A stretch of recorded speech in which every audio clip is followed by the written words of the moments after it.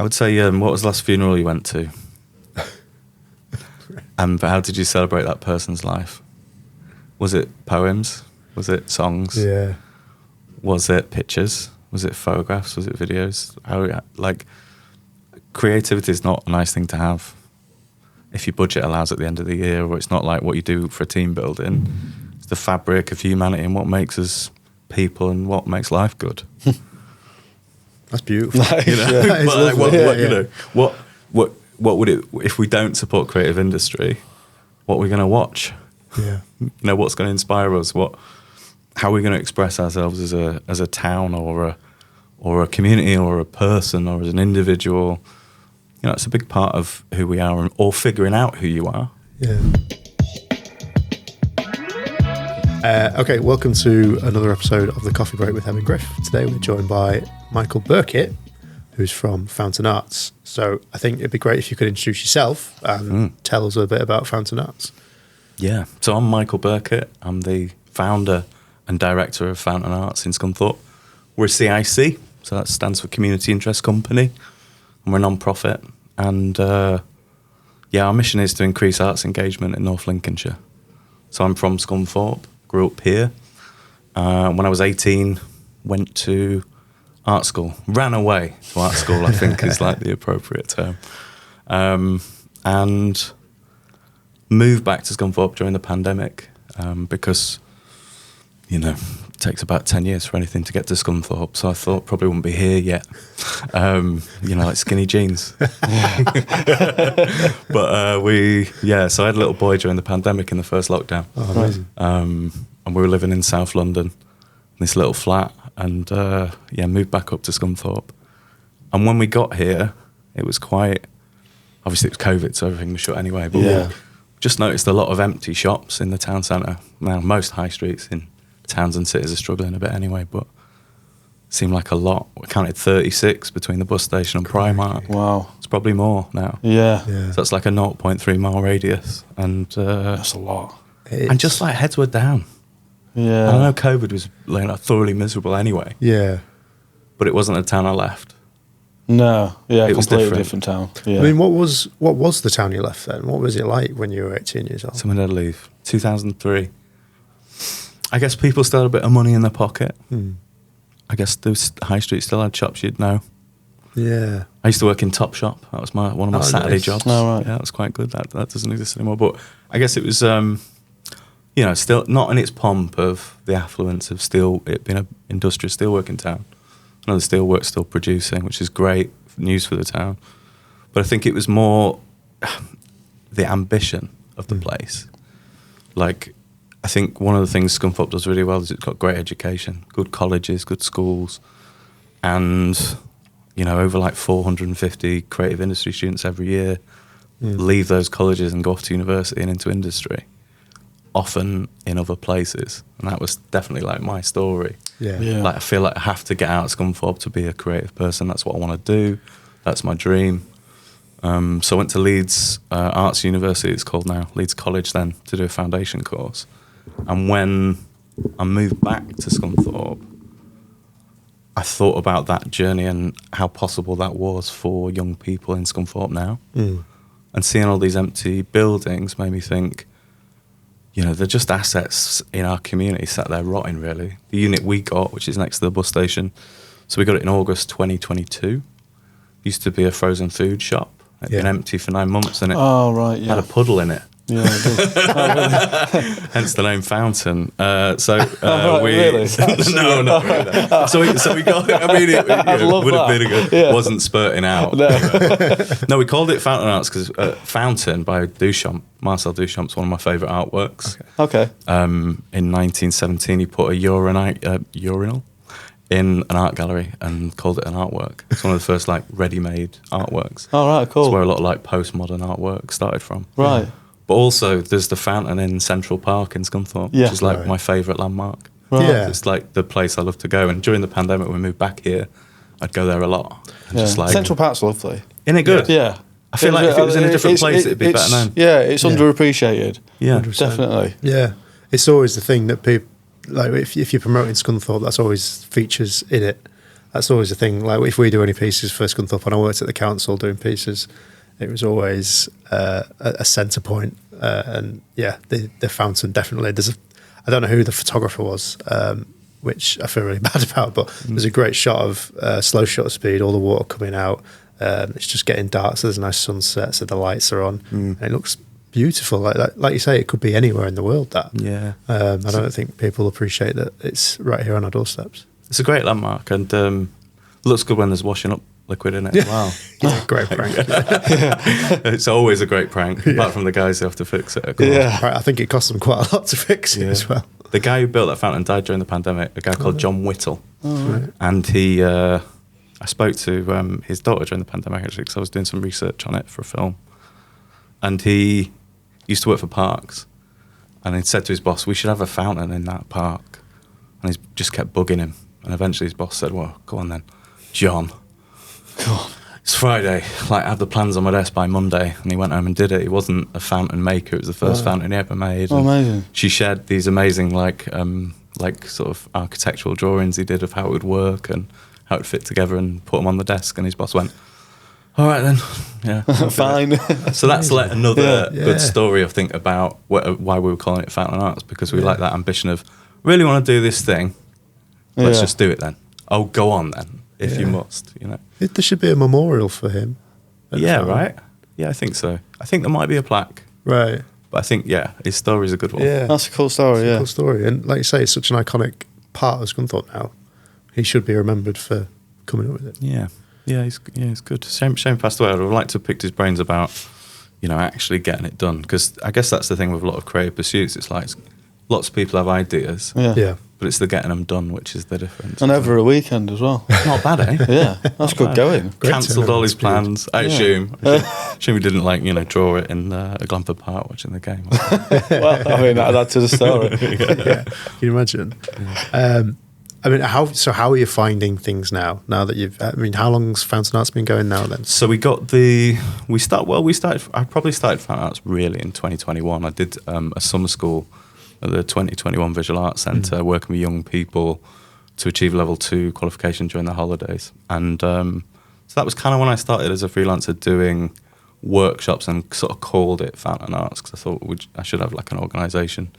But we got serious about it in June 2022. That's when we constituted as a CIC and did the paperwork and appointed a board of directors. And that was great. Like, you just sort of go through your address book and go, right, how am I going to explain this bonkers idea to people and get them to take financial responsibility for this thing that doesn't exist yet?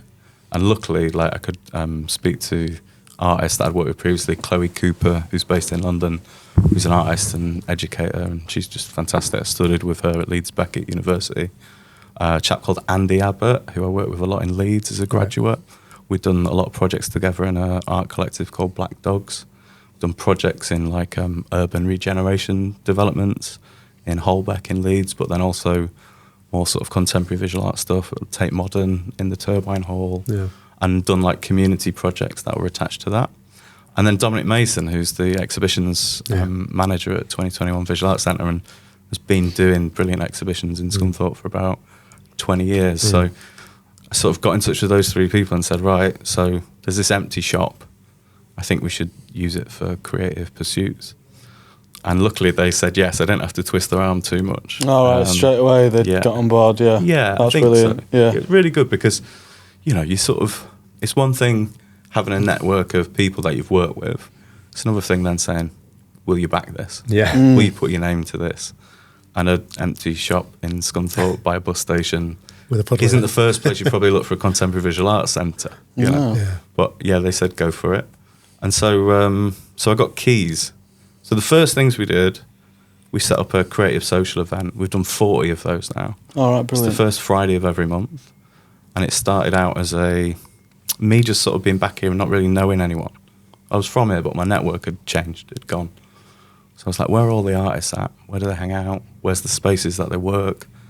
Couldn't really find anywhere. I met a few socially in the pub. So I just put a poster up and said, if you're creative or you want to be, come to the pub on Friday. And we did that for a couple of months and people did. Right, met brilliant. about 25 different people who talk to me about what they did. And we just asked them really simple things. What do you need? What are you willing to do? Right. It was a very simple form. In fact, I think I handwrote it. Okay. And we just gave them all a form. And from that, I guess that was our market research. I guess from that, a lot of the things that we're talking about was space to exhibit, space to try things out, shared skills like learning, informal learning and formal learning, and like a community place where you can collaborate and share ideas. It must have been extremely inspiring seeing people actually show up to this like social gathering that you've organised and actually give it a fuck. Well, you never know, do you? Like, put the poster up, thought, it's probably just going to be me sinking pints. Yeah. Do you know what I mean? Like, it could be one of those moments where you're like, oh, right, great. But yeah, when people do show up, and I think naively, I think they all knew each other already. Yeah. Right. I just didn't know anybody. So I think after a couple of meetings, I was like, oh, okay, so all these people have done projects together before. But also people showed up that didn't consider themselves to be creative. Right. They were. Yeah. But they were more like advocates for community action and more people that believed that culture had a place in regeneration and civic pride and stronger communities. And so that was the inspiring bit, actually. It was the people that weren't there because they're an artist and they're a freelancer and they're looking to get some funding.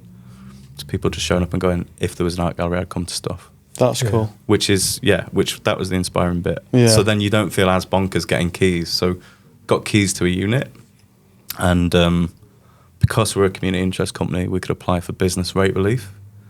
Because you can get business rate relief, you can approach the private landlords of these empty shops and say, hey, you're spending X amount of money on an empty property, let us use the property and we'll save you that cost. So that's a difficult negotiation in a place that hasn't had meanwhile space before. A lot of cities have had that for many, many years. And when I was studying in Leeds, I worked with Yvonne Carmichael, who set up a CIC called Art in Unusual Spaces. I just stole the idea, right? Just hadn't happened here yet. So it's about using space temporarily to do projects. Just turns out we've been there 3.5 years now. You know, we haven't had to move yet. But the contract we've got is that if someone else wants to rent that space, we'll just move to one of the many other empty units. Okay. You know, but look, the reason I chose that space is it's accessible. It's on ground floor level. There's an accessible toilet for our studio artists as well. That was really important to make sure it was for everyone, because our mission is that, you know, creativity is for everyone. We do a lot of projects that are intergenerational. And it's important to us that in the projects we do, the studios we provide, or the learning opportunities we engineer, everyone can access them. And there's a lot of barriers to that, particularly in this location.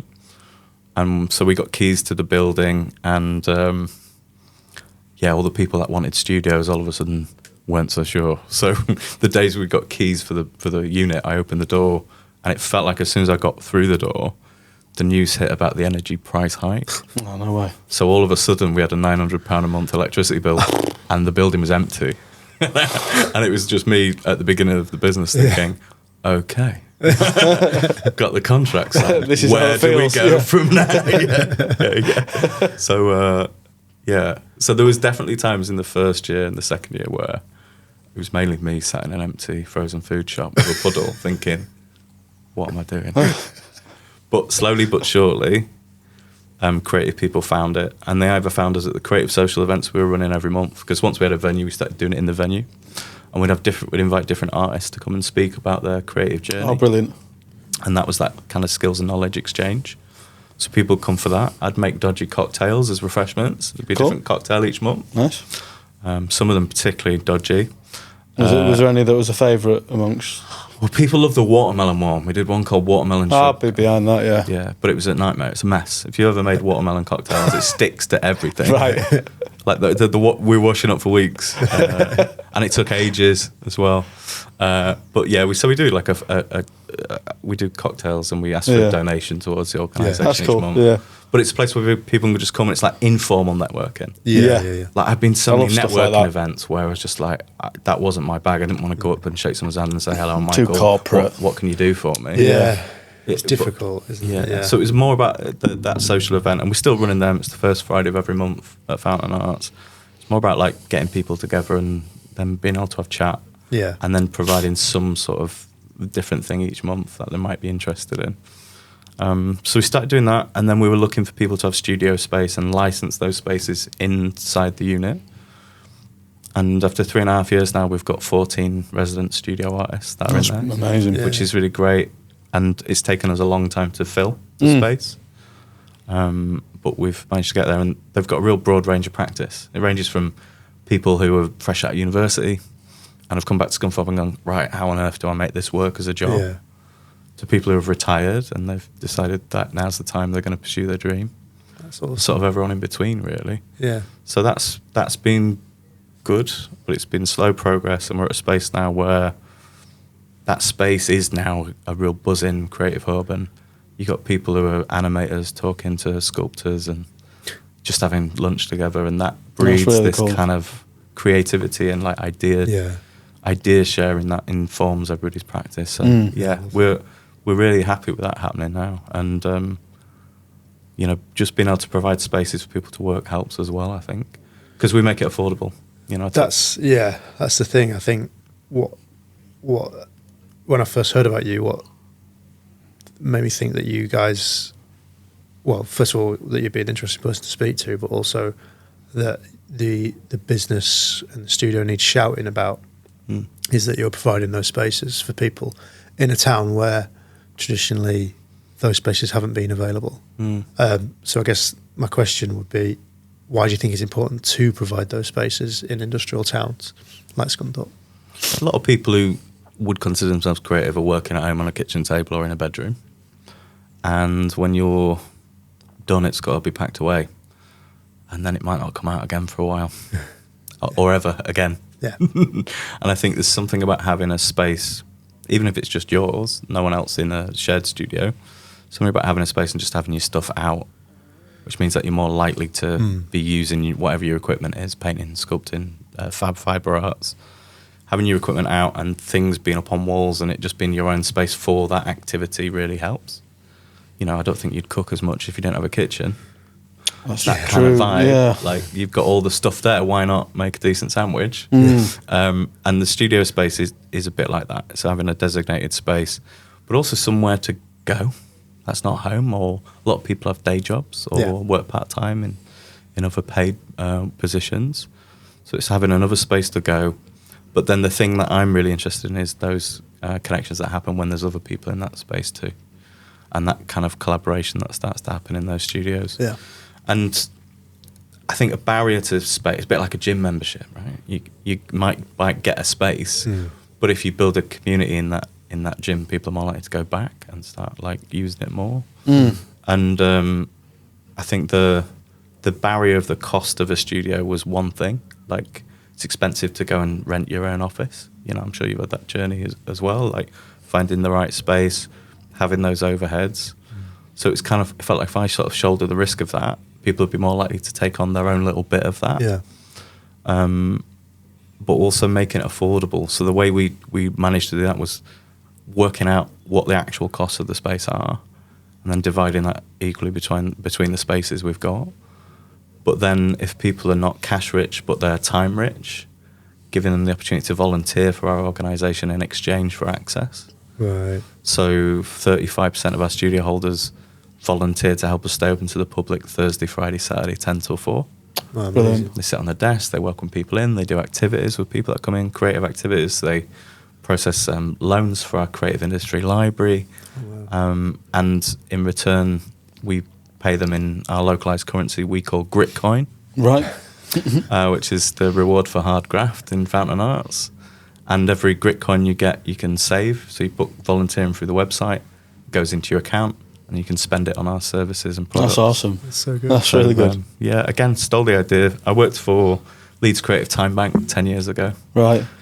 maybe longer. And that was a similar sort of exchange program. So it was it was the best job title I've ever had. I think I was called Time Lord. Wow. Or was it Time Broker, maybe? That's cool. Anyway, it was a good job title.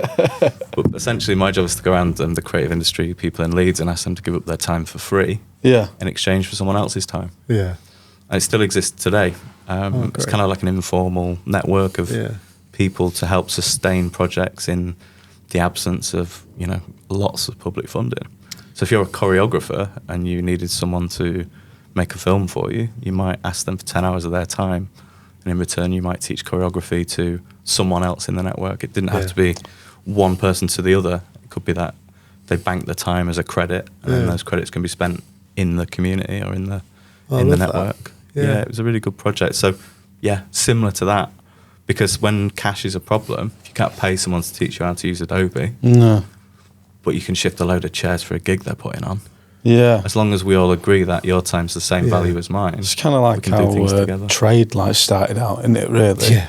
Like, if you're a farmer, you give someone your carrots and then they give you whatever in return. So that's really, I love that. I think that helps it make it so much more accessible to more people. I love it. Yeah, and for us it was about like getting the balance right as well. Like, because, unfortunately the electricity company don't take Gritcoin yet. Yeah. Be good. Yeah, one day. You should try and offer it. See how I've tried. That first month. We'll try to Gritcoin. That first really bill good. for sure. But yeah, but again, that's like about removing those barriers, and also we have to do a lot of learning of like what studio is, and why one might be valuable. Yeah. And then the other thing we did, so Project Studios, the third thing that we do a lot of is learning. So my background's in education. After I studied eventually as an artist, I was working, doing exhibitions, creating artwork, but eventually came to the realization that I was I'd done some visiting lecturing. A lot of artists, when they get commissions, are asked to do a talk about their work, and I'd worked in a college that I'd studied at and enjoyed that element of it, like working with young people who were, a few years behind, but on the same journey, and sort of sharing what I'd learned so far.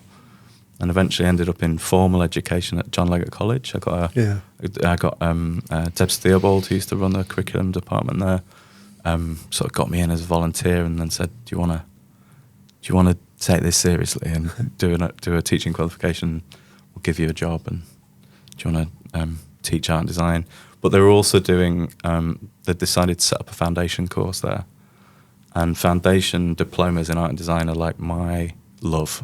Yeah. Okay. Because it's the kind of education that changes your life. Yeah. So when I went to art school when I was 18, I did one of those at Leeds Art College, and their foundation course was instrumental in that teaching practice.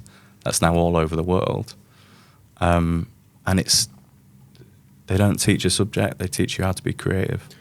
That's awesome. I was going to get onto this with you because education and creativity is something that we touched on quite a bit in the podcast we did earlier. We touched on it. We're sort of the belief that it's very important to teach creative. You need to put as much sort of time and effort into the people who want to do creative stuff as the people who want to do maths and science. But in terms of work and getting them into jobs, we're not sure that the best route necessarily is university. We think potentially, especially for like more hands-on types of stuff like film industry, you may be best going and getting an entry-level job there or an apprenticeship. I guess what I'd like to hear from you as a former university lecturer is why you think going to university is a really good choice for artists or people who want to be artists. I'm not sure I do. Right. Yeah, I'm not sure I do. I think my journey in education started in 2013 as a tutor on a foundation course. In 2010, I was protesting on the beaches of Scarborough, advocating the arts to government because they'd been removed from the curriculum. Yeah. And so schools weren't taking it seriously, which was an error. £124 billion a year is what the creative industry is bringing to the UK economy. Wow. Yeah. Steel, 2.3. So we're doing apprenticeships for steel still. Yeah. We should be doing apprenticeships for creative industry and clearly. then some. Now, when Michael Gove decided to take that out of the curriculum, what is the knock-on effect then is less people are going to take that seriously because it's not an option in school.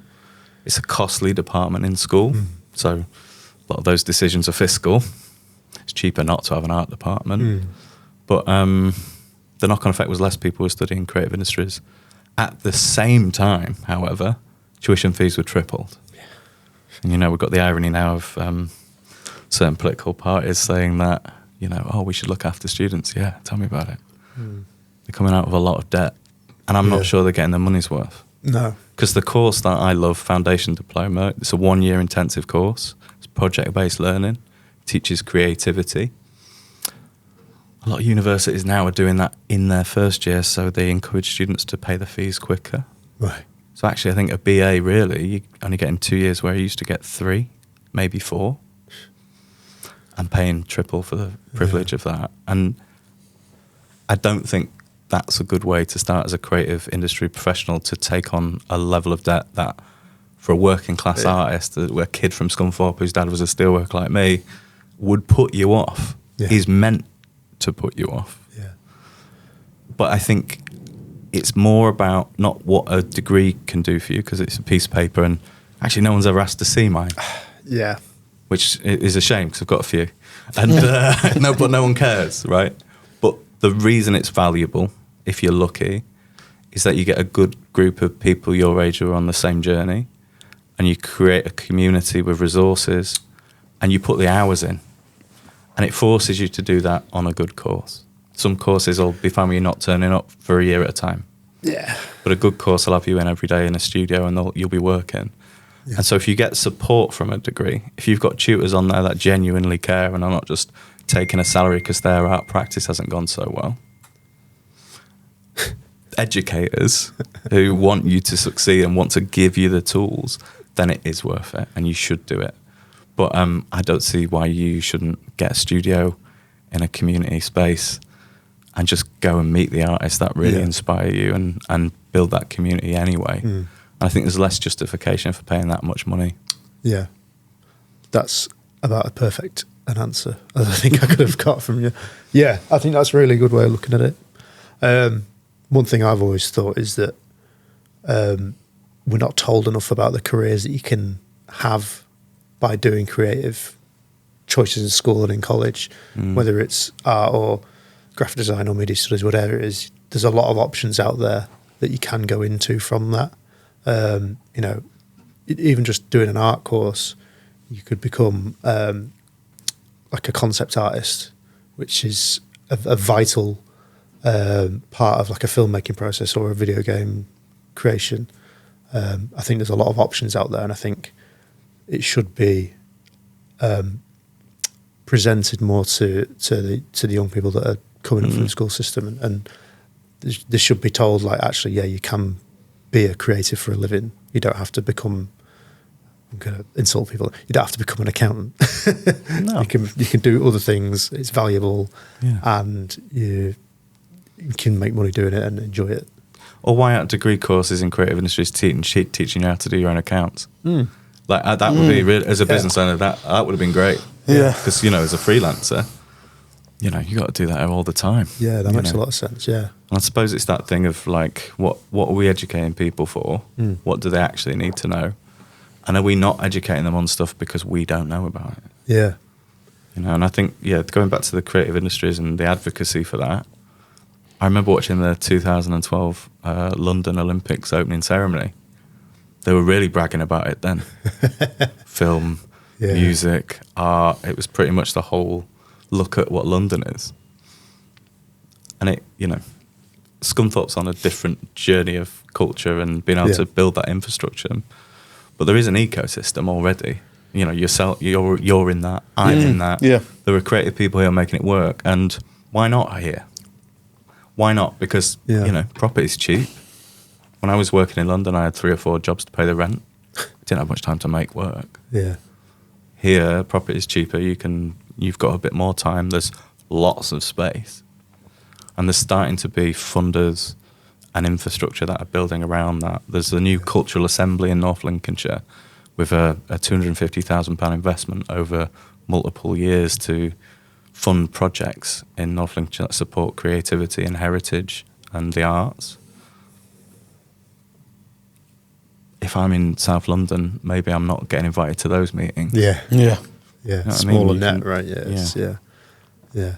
I think people struggle to see how art and culture can help an area. And I guess, like, if you had to sit down with a grizzled steelworker who's known nothing else but that their entire life, like what would you say to them to be like, actually, this is why it's good? I would say, what was the last funeral you went to? And how did you celebrate that person's life? Was it poems? Was it songs? Yeah. Was it pictures? Was it photographs? Was it videos? Like, creativity is not a nice thing to have if your budget allows at the end of the year, or it's not like what you do for team building. It's the fabric of humanity and what makes us people and what makes life good. That's beautiful. You know? That is But like, lovely. you know, what would it, if we don't support creative industry, what are we going to watch? Yeah. You know, what's going to inspire us? How are we going to express ourselves as a town or a community or a person or as an individual? You know, it's a big part of who we are, or figuring out who you are, Yeah. and what you're about, what your values are. Yeah. I mean, like you say, art can help a community. I think an example I can think of straight away is that the documentary that was made for Wrexham Football Club. Like, that is a piece of art based around, the sports team that's happening in a minute. But that's probably given them such a sense of pride because they're in that. They're talking about the town and how proud they are of the town and the football club. And that's gone out to the world and everybody's seeing that now. And it's making them more proud of the town that they're in. I think that would be something that Scunthorpe would definitely benefit from. Yeah, I think it's that thing, isn't it, of when was the last time culture had a meaningful impact on you? Yeah. And I think with film and music, most people would agree it has, and probably fairly recently. And I always think with visual art, which is the thing that I'm most interested in, people would, a Grizzly Steelworker might talk about modern art. Well, Duchamp's Fountain was in 1917. Yeah. What music do you listen to from 1917? What films do you watch from 1917? Yeah. Visual art, we're losing.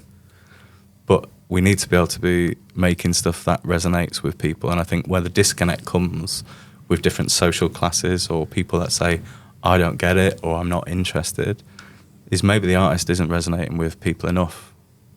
And so, doing things at a bus station, you kind of got to be quite aware of that. So when we put on projects at Fountain Arts, we have a community panel that select the artists we work with. Oh, cool. So it's not me just going, I think this person's really good.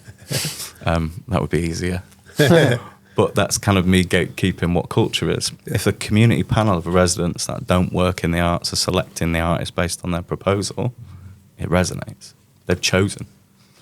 So that, I think there's a part of that responsibility. Now, I don't think all art has to be selected by a panel of community residents. I think for artists, they've got to pursue what is in here, what's authentically them, what they need to express or what they want to make. But who's not going to support that? Yeah. Like, surely. I mean, we're really good at sport, aren't we? Really good at supporting sport. Yeah. Because of its positive impacts in the community and for people. Yeah. I think creativity is exactly the same. Yeah. Mm. Yeah, 100%. Yeah. I also think taking a creative and putting them into what might be considered a more normal job role, you can utilize a large, you can utilize a different set of tools that they would have in the sense of how they think and how they approach problems differently. Like, would you say that's something that people should think about more? Or? Yeah, so I can't remember how many years ago it was now. Say 2 or 3 years ago, Forbes printed a list of the 10 most necessary skills in all industry for the future. And I think creative industries teach about 8 out of 10 of them. So, I'd really advocate for any business, no matter what you do, having really creative people in your business. Because, well, what does it mean to be creative?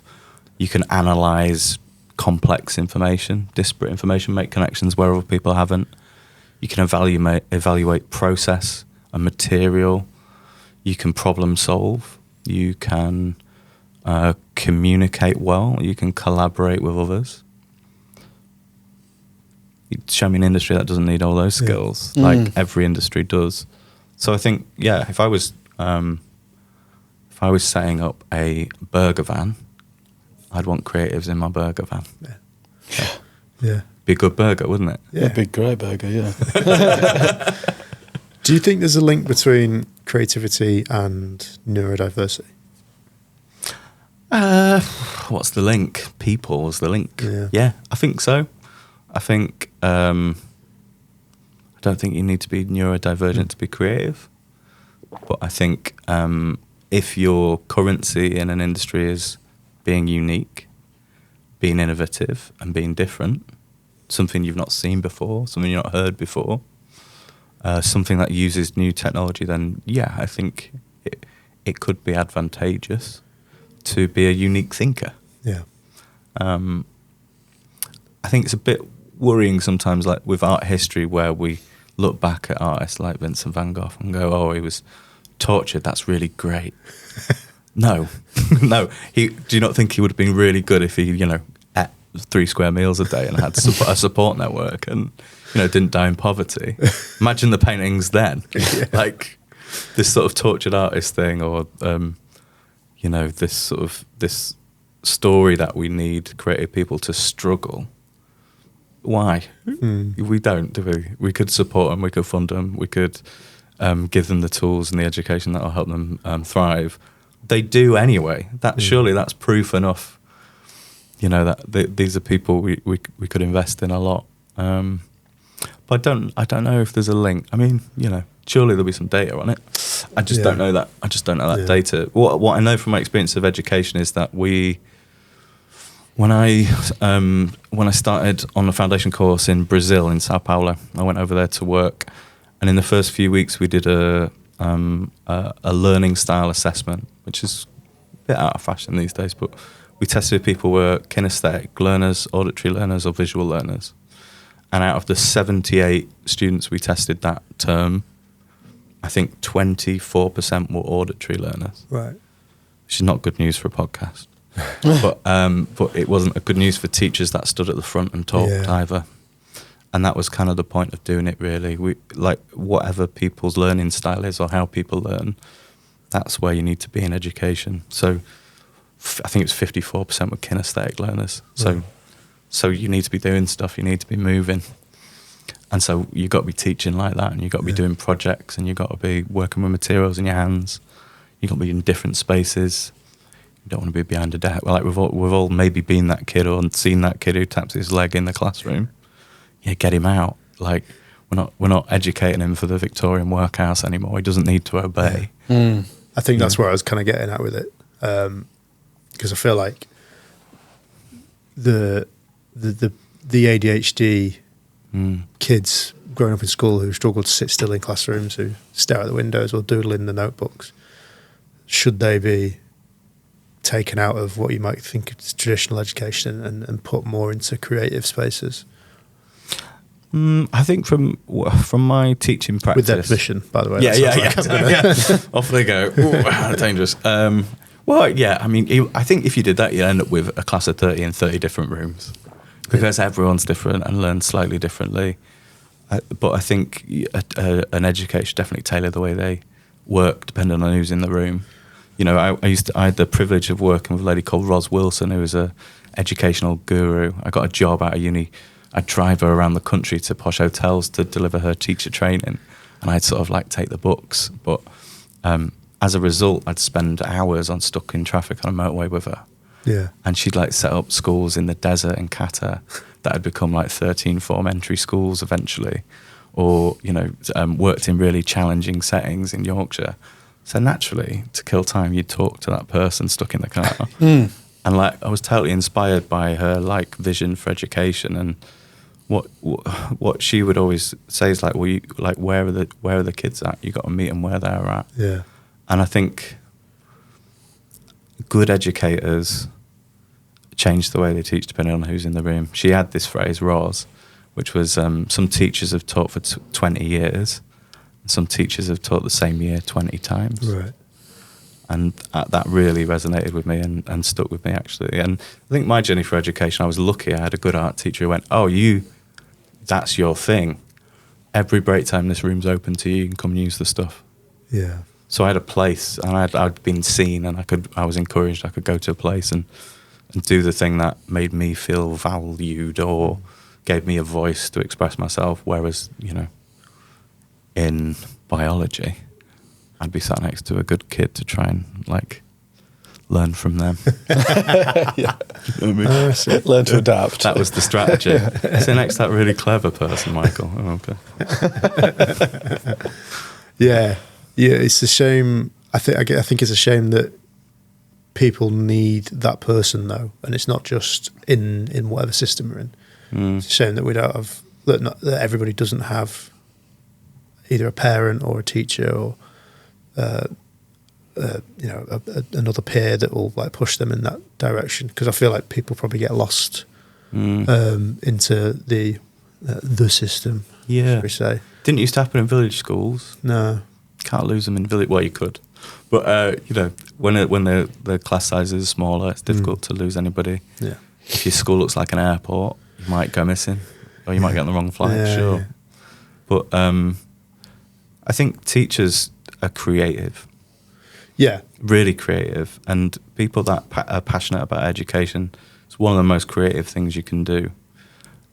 And the way in which they share it is they'll find a way with every student to get them through a qualification or to inspire them to be the person they want to become.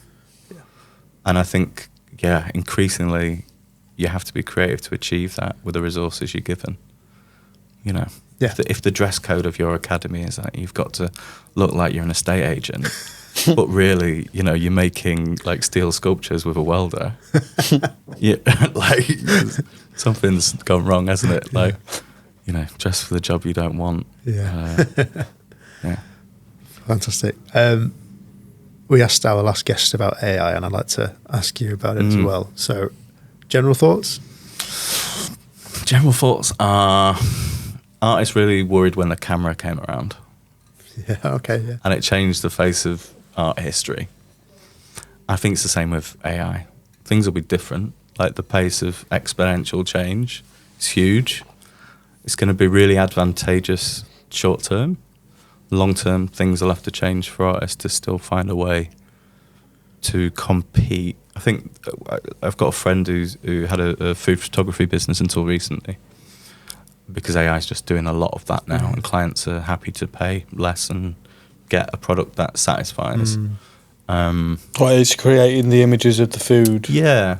AI is just making images of a nice looking burger, and they're not actually employing a. Yeah, that's not going to last though, because it's not the burger. Absolutely. Well, it's if you go on any, I nearly mentioned a brand name then, but if you go on any sort of delivery apps, it's often not pictures of the business you're delivering from. Yeah, and I think there'll be a point where do we care if it's I think with a lot of imagery, film, for example, we're not so bothered that that's not a set or a scene or hundreds of people have been employed to make Star Wars anymore. I think that it's about values, isn't it? And it's about cost for businesses as well. But I think we should embrace it.